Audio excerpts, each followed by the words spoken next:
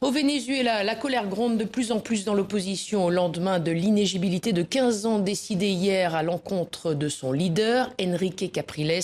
Ils étaient très nombreux à manifester à Caracas dans une ambiance tendue. Tariq Aline Lopi. Une marée humaine en plein Caracas. Ce samedi, ils sont des dizaines de milliers à être venus manifester contre le pouvoir et en soutien à cet homme qui fend la foule, Enrique Capriles.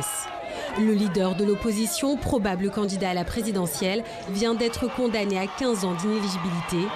Devant ses partisans, il conteste cette décision. L'inéligibilité n'aura jamais d'effet. C'est fait pour nous démoraliser, prendre l'espoir des gens. Il s'agit de m'empêcher d'être candidat et d'être président. Mais il n'est pas question que d'une candidature. Cela concerne le Venezuela et nous allons nous battre pour changer notre pays.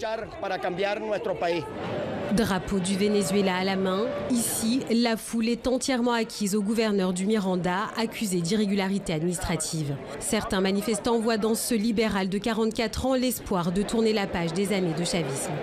Je pense qu'il est temps pour nous, Vénézuéliens, d'élever notre voix et de ne pas être neutres. Il est temps de défendre notre liberté, notre démocratie. Et si nous ne le faisons pas maintenant, nous finirons par le payer.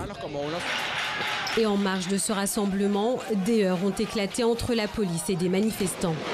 Jets de pierre contre gaz lacrymogène et balles en caoutchouc, les affrontements ont duré près de 2 heures. Au Venezuela, la colère ne cesse de gronder et déjà, des appels à manifester les jours prochains ont été lancés dans tout le pays.